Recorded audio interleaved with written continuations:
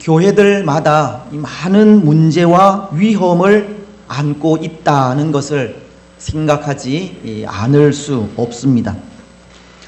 교회가 교회의 본래의 사명을 잃어버리고 교회다운 모습을 보이지 못하는 문제가 있고, 교회가 교회로서 이 세상에 전해야 할 하나님의 사랑을 나타내지 못하는 문제도 가지고 있으며, 또 교회가 이 교회로서의 역할을 통해 세상 가운데 하나님의 나라를 세워가야 하지만 그렇게 하지 못하는 문제를 오늘날의 교회는 가지고도 있는 겁니다. 예수님은 요한복음을 통해 교회를 향해 가지신 염려를 말씀하신 적이 있는데요. 요한복음 17장 13절로 15절을 통해서입니다. 말씀은 이렇게 기록하고 있습니다. 지금 내가 아버지께로 가오니 내가 세상에서 이 말을 하옵는 것은 그들로 내 기쁨을 그들 안에 충만히 가지게 하려 함이니이다. 내가 아버지의 말씀을 그들에게 주었사오매 세상이 그들을 미워하였사오니 이는 내가 세상에 속하지 아니함 같이 그들도 세상에 속하지 아니함으로 인함이니이다. 내가 비옵는 것은 그들을 세상에서 데려가기를 위함이 아니요 다만 악에 빠지지 않게 보전하시기를 위함이니이다. 여기 말씀 속에 이 그들이라는 것은 예수님의 제자들을 말씀하시는 것으로 이들을 교회로 보아도 무방하리라 생각하는데요. 근데 교회를 향하신 우리 예수님의 염려가 악에 빠질까 하는 것이었습니다. 예수님은 제자들을 위한 기도를 하시면서 다만 악에 빠지지 않게 보전하시기를 원함이니이다 라고 말씀하셨기 때문입니다. 교회를 향한 우리 예수님의 염려가 악에 빠질까 하는 염려였다는 겁니다. 그런데 오늘 이 땅의 교회는 어떻습니까? 예수님의 염려 그대로 악에 빠져 있는 것 같습니다. 다시 말씀을 드리면 교회가 교회로서의 사명을 잃어버렸다는 겁니다. 교회가 이 땅 위에 하나님의 나라를 세워가는 것이 아니라 교회로 인해 하나님의 나라가 허물어지는 일도 생기기도 합니다. 교회에 허락하신 이 빛과 소금 된 사명을 감당하지 못하기 때문입니다. 여러분, 오늘 하나님께서 교회에게 주신 큰 사명이 있지 않습니까? 예수님께서 이 땅에 계실 때 행하신 일, 즉 전도와 가르침과 사랑의 사명 이외에 이 궁극적으로 교회된 우리에게 하나님께서 주신 큰 계명이 있는데요. 율법을 통해 두 가지로 그것을 말씀하셨습니다. 하나님 사랑과 이웃 사랑입니다. 마가복음은 12장 29절로 31절을 통해 그것에 대해 이렇게 말씀을 하십니다. 예수께서 대답하시되 첫째는 이것이니 이스라엘아 들으라. 주 곧 우리 하나님은 유일한 주시라. 내 마음을 다하고 목숨을 다하고 뜻을 다하고 힘을 다하여 주 너희 하나님을 사랑하라 하신 것이요. 둘째는 이것이니 내 이웃을 내 자신과 같이 사랑하라 하신 것이라. 이보다 더 큰 계명이 없느니라. 하나님께서 교회에게 주신 가장 큰 사명은 하나님 사랑과 이웃 사랑이라는 두 가지 계명이라는 겁니다. 하지만 오늘 교회인 우리는 보십시오. 이 두 가지 계명을 얼마나 잘 지키고 있는지 모르겠습니다. 먼저 하나님을 사랑하는 일, 어쩌면 이 일은 눈에 보이는 부분이나 보이지 않는 부분에서 합격점을 받을 수 있을지 모르겠습니다. 오늘 우리는 이렇게 하나님 앞에 나와 예배하고 있기 때문입니다. 그리고 마음과 뜻과 정성을 다해 하나님을 경배하고 있는 것 같기 때문입니다. 때로 하나님을 사랑하는 일은 잘하고 있는 것처럼 보인다는 겁니다. 그렇다면 두 번째 계명, 이웃 사랑은 어떻습니까? 또 우리 성도들 간의 관계는 어떠합니까? 하나님의 말씀은 내 이웃을 내 몸과 같이 사랑하라 말씀하고 있는데, 우리는 우리 이웃에 대해 보이는 부분에서나 보이지 않는 부분에서 내 몸과도 같이 사랑하고 있습니까? 사실은 저도 부끄럽기 짝이 없습니다. 저도 집에서 늘 타박을 받는 것이 잘 도와주지 않는다는 것 때문인데요. 그래서 이웃 사랑에 있어서는 할 말이 없는 사람이기도 합니다. 그런데 오늘 우리가 그렇게 제대로 지키지 못하는 하나님 사랑, 이웃 사랑이 하나님의 영광을 가린다는 겁니다. 하나님을 온전히 사랑하지 않고 이웃을 내 몸과도 같이 사랑하지 않는 그것이 이 땅 위에 하나님의 나라를 세워가는 것이 아니라 허물어뜨린다는 겁니다. 더군다나 교회라는 이름으로 행해지는 잘못된 일이나 교회 안에서 벌어지는 사랑 없음은 교회를 하나로 만들지 못할 뿐만 아니라 이 세상에 악한 영향력을 끼치게 되는 겁니다. 교회를 통해 거룩한 영향력이 전해져 이 땅 위에 하나님의 나라가 세워져 가야 하는데, 교회를 통해 전해지는 악한 영향력으로 하나님의 나라를 세워가는 것이 아니라 이미 세워져 있는 그 나라마저 허물게 된다는 겁니다. 교회가 교회로서의 사명을 감당하지 못할 때, 교회가 하나님에 대한 사랑을 등한시하고 이웃 사랑을 외면할 때, 교회는 예수님께서 염려하신 그대로 악에 빠져 교회로서의 기능을 잃어버리게 되는 겁니다. 어쩌면 오늘날의 교회는 이미 악에 빠져 있는 교회가 된 것입니다. 그래서 오늘 우리는 교회로서 다시금 교회 본래의 사명을 생각하지 않을 수 없습니다. 하나님 사랑과 이웃 사랑을 통해 교회로서의 그 기능을 충실하게 이행해 가지 않을 수 없습니다. 교회로서 하나님께서 주신 사명을 다시금 생각하지 않을 수 없다는 겁니다. 여러분, 오늘 우리는 말씀을 통해 이 스데반 집사가 겪고 있는 이 고난의 장면을 읽었는데요. 오늘 말씀도 그런 것 같습니다. 이스라엘이라고 하는 하나님의 공동체 안에 하나님께서 주신 사명이 결여되어 있는 것 같습니다.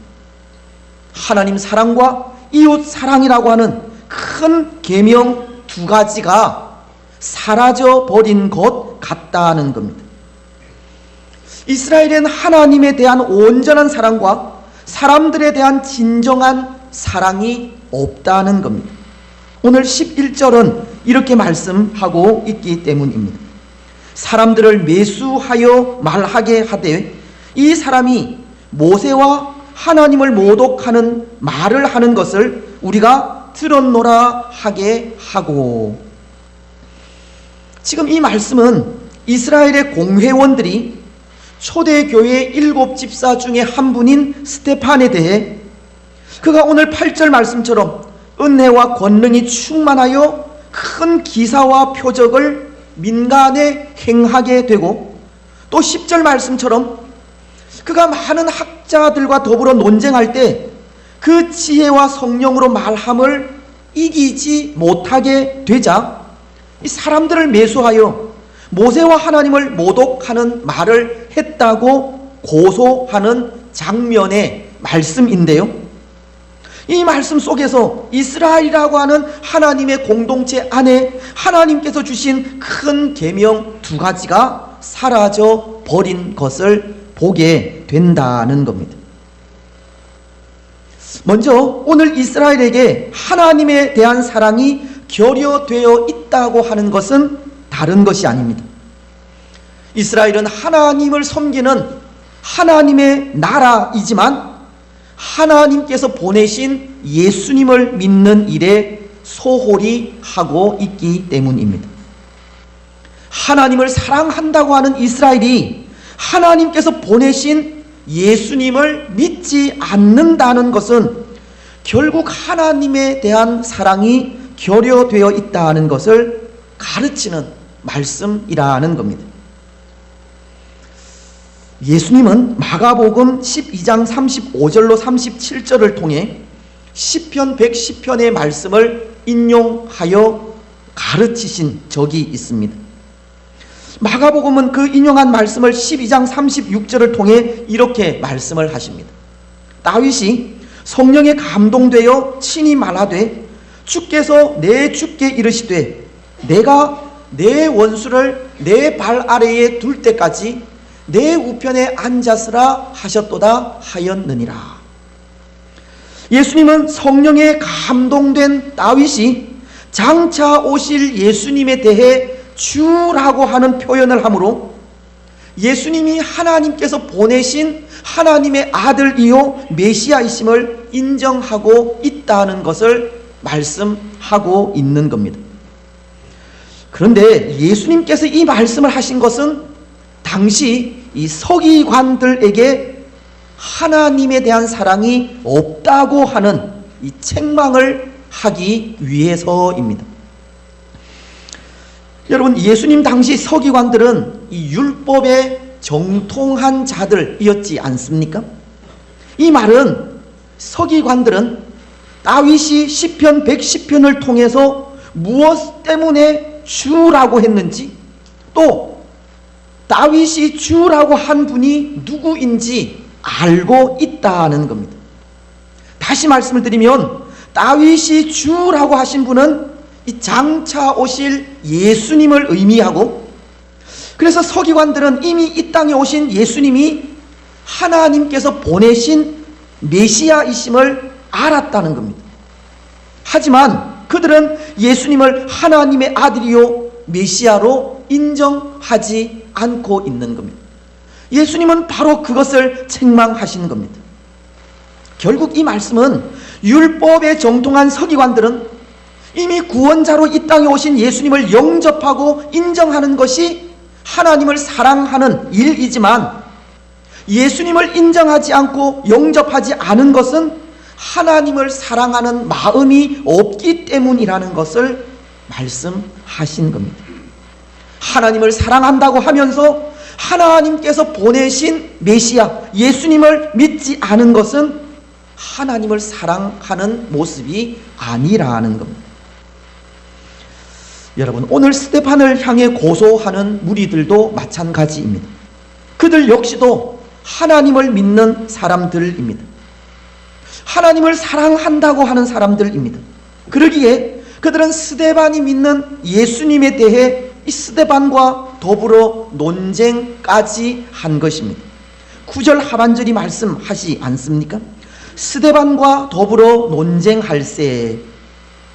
아마도 논쟁의 그 주제는 예수님의 메시아 되심과 성전으로서의 예수님, 율법의 완성으로서의 예수님이었으리라 생각하는데요, 오늘 그들이 스데반을 고소하는 내용이 11절을 통해서는 모세의 율법에 대한 모독이고, 14절을 통해서는 성전으로서의 예수님에 대한 고소를, 그 내용을 고소하고 있기 때문입니다.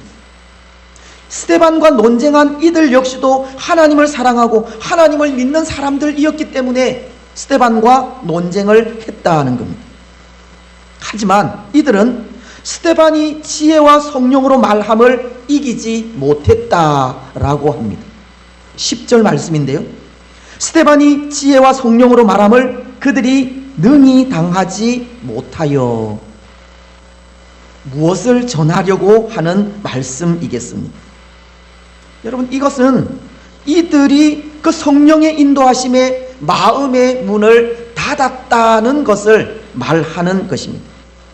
그들은 하나님의 음성 듣기를 거부한 겁니다.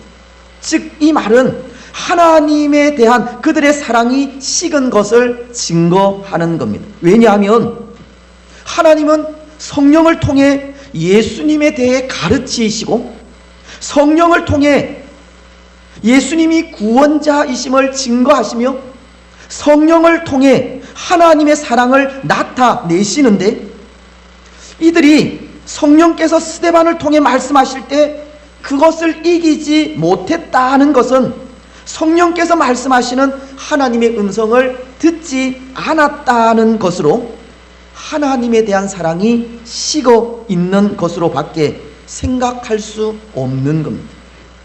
성령께서 증거하시는 예수님을 믿지 않는 것은 결국 하나님에 대한 사랑이 결여되어 있다는 것을 증거하는 말씀이라는 겁니다. 사랑하는 여러분, 오늘 우리도 조심해야 할 것이 이미 굳어버린 우리의 생각 때문에 마음의 문을 닫아버리는 경우입니다. 때로 지금까지 신앙생활에 오던 전통에서 벗어나는 일이 있다고, 또는 내가 행하던 신앙의 방식과는 다르다고, 전통적인 것이나 이 변화된 것을 받아들이지 못하는 모습을 얼마나 조심해야 하는지 모른다는 겁니다. 하나님은 언제 어떤 방법으로 역사하실지 아무도 모르기 때문입니다. 하나님께서 역사하시는 그 방법은 무궁무진한데, 오늘 우리는 우리가 행해오던 방법, 그것에서 벗어나지 못할 때가 많은 겁니다.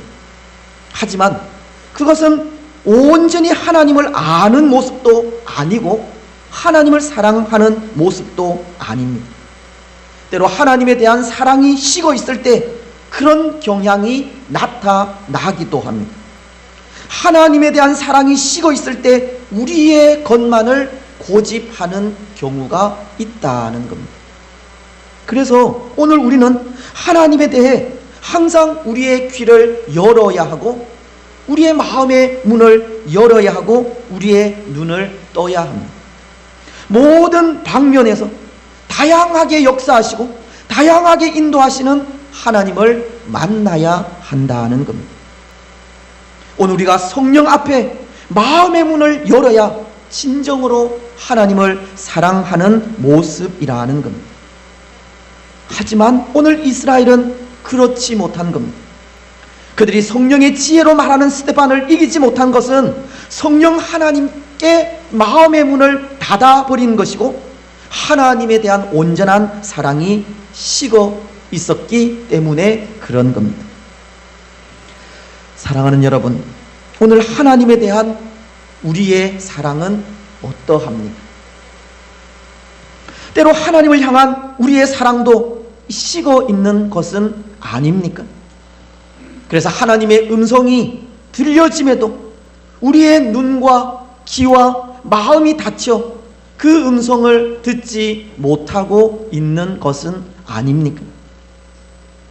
오늘 우리는 우리 마음의 문을 여시고 눈을 여시며 귀를 여시기 바랍니다. 성령의 음성에 항상 민감하게 반응하시고 어떤 경로를 통해서든 하나님의 음성을 들으시기 바랍니다. 그리고 온 마음과 정성을 다해 하나님을 사랑하시기 바랍니다. 이제 또 하나, 오늘 이스라엘에게는 이웃 사랑이 없었는데요, 그것은 스데반에 대한 사람들의 견제와 비방과 시기로 인해서입니다. 여러분, 오늘 이스라엘에 이 자칭 하나님의 아들이라 부르는 예수의 추종자들이 생겨나고 그들에 의해서 민간에 큰 기사와 표적이 행해집니다.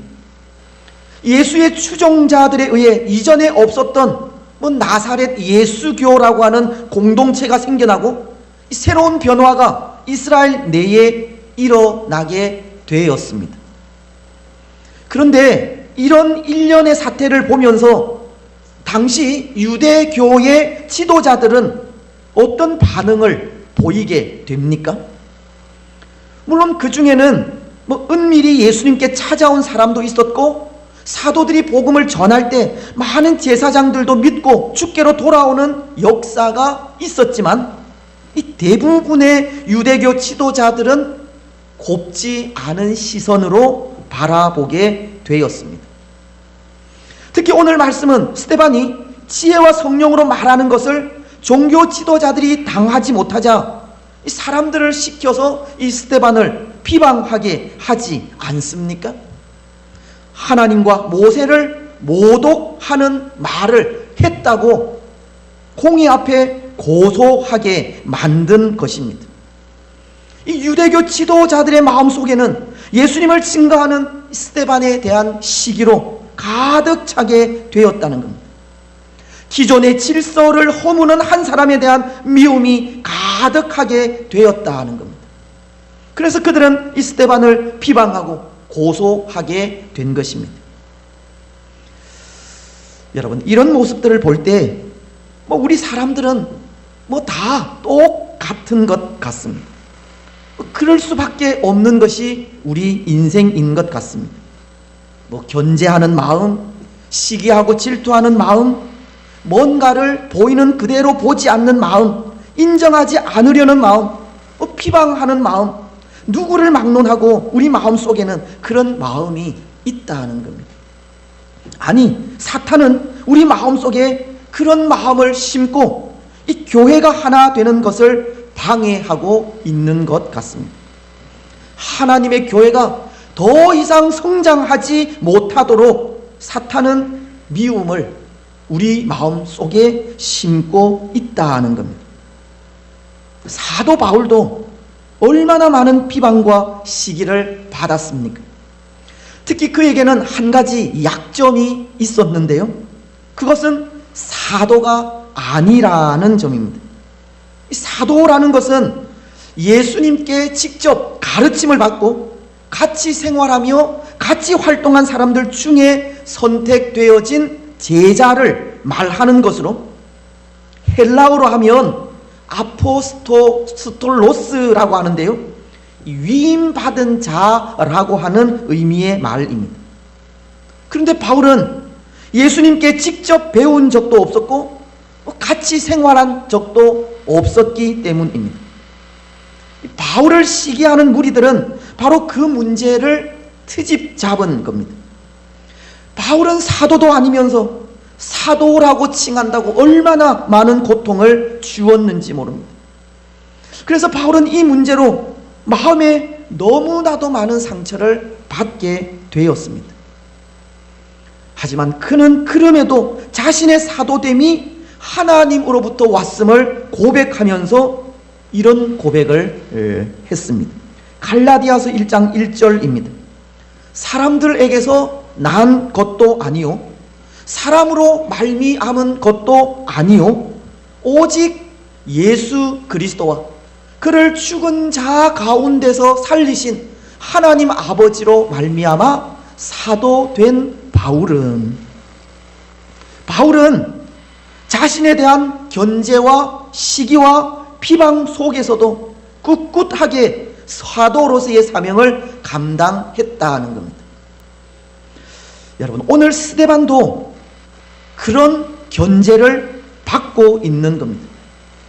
그가 나타내는 기사와 표적, 또 그가 증거하는 증거가 유대교 지도자들을 노하게 했기 때문입니다. 그래서 유대교 지도자들은 사람들을 시켜서 스데반을 비방하게 한 것이고, 나아가서는 돌로 치기까지 스데반을 위협하고 있는 겁니다. 여러분, 여기 어디에 이웃을 자신의 몸과도 같이 사랑하라 하는 그 사랑이 있습니까? 여기 어디에 내 이웃을 내 몸과도 같이 사랑하라고 하시는 계명이 있습니까? 율법을 가르치는 바리새인들이 지금 그 계명을 지키고 있습니까? 지금 그곳에는 많은 서기관들과 공회원들이 있었는데요, 그들이 그 계명을 지키고 있습니까? 여기에 이웃을 사랑하라고 하시는 하나님의 계명은 없습니다. 온통 시기와 질투와 미움뿐입니다. 여러분, 오늘 이 땅도 마찬가지인 것 같습니다. 온통 시기와 미움과 질투뿐입니다. 다른 사람들을 생각하는 마음은 없고 오직 개인의 욕심만을 채우려는 일만 있을 뿐입니다. 이웃을 위해 헌신하려 하고 나라를 위해 자신을 희생하려 하며 내어놓으려는 그런 마음이 없는 겁니다. 진정 이웃을 사랑하여 자신의 몸같이 이웃을 사랑하는 사랑이 없다는 겁니다. 하지만 여러분, 그럼에도 오늘 이 스데반은 보십시오. 15절은 이렇게 말씀하시는데요, 공회 중에 앉은 사람들이 다 스데반을 주목하여 보니 그 얼굴이 천사의 얼굴과 같더라.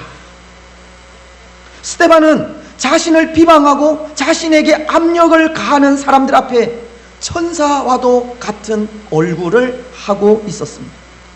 사람들에게 스데반은 천사로 보인 겁니다. 그럼에도 스데반은 하나님의 사랑이 그 마음에 가득 차서 하나님의 사랑으로 사람들을 사랑하고 있었다는 겁니다. 사람들은 자신을 견제하여 시기와 비방을 하고 있지만 그 속에 그럼에도 스데반은 하나님의 사랑으로 그들을 바라보았다는 겁니다. 미국의 대통령인 에이브라함 링컨은 그런 말을 하지 않았습니까? 40대가 넘으면, 우리 사람이 40대가 넘으면 자신의 얼굴을 책임져야 한다는 말입니다. 그 살아온 삶의 여정이 40대가 넘으면 얼굴로 나타난다는 뜻이 아닐까 생각하는데요, 아마도 오늘 스데반을 향해 비난하고 비방하는 사람들, 또는 바리새인들이나 공회원들, 그들은 천사와도 같은 얼굴을 가진 이 스데반과는 달리 사탄의 얼굴을 하고 있지 않을까 생각합니다. 지금 그들은 사탄의 얼굴로 스데반을 향해 비난과 비방을 하고 있지 않을까 하는 겁니다. 하지만 스데반은 자신이 당하는 고난 속에서도 천사의 얼굴을 보였습니다. 하나님의 사랑을 가졌다는 겁니다. 여러분, 우리 예수님은 십자가 위에서 자신을 십자가에 못 박은 사람들을 바라보면서 이런 말씀을 하셨습니다. 누가복음 23장 34절인데요, 이에 예수께서 이르시되 아버지, 저들을 사하여 주옵소서. 자기들이 하는 것을 알지 못함이니이다 하시더라. 오늘 스데반도 예수님의 그 마음을 가진 겁니다. 스데반 역시도 사도행전 8장 60절을 통해 이렇게 말하고 있기 때문입니다. 무릎을 꿇고 크게 불러 이르되 주여, 이 죄를 저들에게 돌리지 마옵소서. 이 말을 하고 자니라. 스데반도 예수님의 마음을 가지고 죽음에 이르기까지 이웃을 사랑하고 있었던 겁니다. 사랑하는 여러분, 이제 말씀을 맺겠습니다. 오늘 우리는 어떤 얼굴로 세상을 살아가고 있습니까? 오늘 우리의 얼굴에도 하나님을 사랑하는 모습과 사람을 사랑하는 모습이 비춰집니까? 오늘 우리는 교회로서 하나님을 향한 온전한 사랑과 이웃에 대한 진실한 사랑으로 나아가시기 바랍니다. 성령을 통해서 말씀하시는 하나님의 음성에 늘 귀를 기울이시고 하나님을 향한 우리의 사랑이 식지 않도록 하시기 바랍니다. 십자가 위에서 자신을 십자가에 못 박은 사람들을 향해 저들의 죄를 용서해 달라고 하신 예수 그리스도의 그 마음을 오늘 우리에게도 달라고 기도하시고 예수님의 그 얼굴로 이 세상을 바라보시기 바랍니다. 그래서 그 삶을 통해 빛과 소금 된 역할을 잘 감당하여 이 땅 위에 참된 하나님의 나라를 세워가는 복된 성도들이 되시기를 주님의 이름으로 축복합니다.